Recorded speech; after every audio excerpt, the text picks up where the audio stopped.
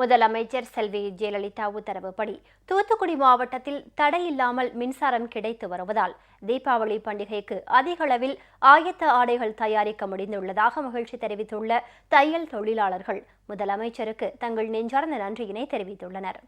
தூத்துக்குடி மாவட்டத்தில் தூத்துக்குடி, புதியம்புத்தூர் ஆகிய பகுதிகளில் ஆயத்த ஆடை தயாரிக்கும் பணிகளில் சுமார் 3000க்கும் மேற்பட்ட தொழிலாளர்கள் ஈடுபட்டு வருகின்றனர். இங்கு தயாரிக்கப்படும் ஆயத்த ஆடைகள் தமிழகம் மட்டுமின்றி கேரளா, கர்நாடகா போன்ற வெளிமாநிலங்களுக்கும் அதிக அளவில் ஏற்றுமதி செய்யப்பட்டு வருகிறது. இந்நிலையில் இந்த ஆண்டு தடையில்லாமல் மின்சாரம் கிடைத்து வருவதால் தீபாவளி பண்டிகைக்கு அதிக அளவில் ஆடைகள் தயாரிக்க முடிந்துள்ளதாக தையல் தொழிலாளர்கள் மகிழ்ச்சி தெரிவித்துள்ளனர். இதற்காக முதலமைச்சர் செல்வி ஜெயலலிதாவுக்கு தங்கள் நன்றியினை தெரிவித்துள்ளனர். இந்த நேரத்தில் தான் தையல் வேலை சரியாக நடக்கும். ஆனால் இல்லாததுனால தீபாவளி நேரம் சீசன் நேரம் நல்லா இருக்கு. இப்போ நாங்கள் எல்லாம் சந்தோஷமா இருக்கோம். அம்மாவுக்கு நன்றி. தீபாவளி நேரம் தான் எங்களுக்கு ரொம்ப சீசன். இந்த நேரம் பவர் கட்டாகாமல் இருக்கிறதுனால ரொம்ப நல்லதாக இருக்குது. கொடுக்குற அவங்க கேட்குற நேரத்தில் டெலிவரி பண்ணது கொஞ்சம் ஈஸியாக இருக்குது.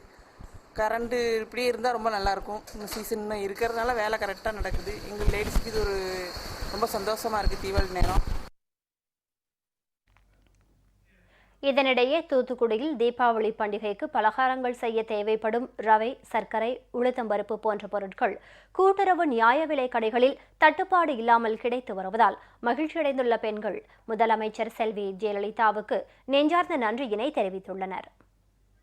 தீபாவளிக்காக ரேஷன் கடையில் எல்லா சாமான்களும் கொடுக்குறாங்க. சீனி, மைதா, ரவை, உளுந்தம்பருப்பு, துவரம்பருப்பு எல்லாமே நன்றாக நல்ல சிறப்பாக இருக்கிறது. எல்லா சாமானும் நல்ல நயமாக இருக்கிறது. அம்மாவுக்கு ரொம்ப நன்றி. தீபாவளி பண்டிகைக்கு சரக்கு வாங்குறதுக்கு வந்தோம்.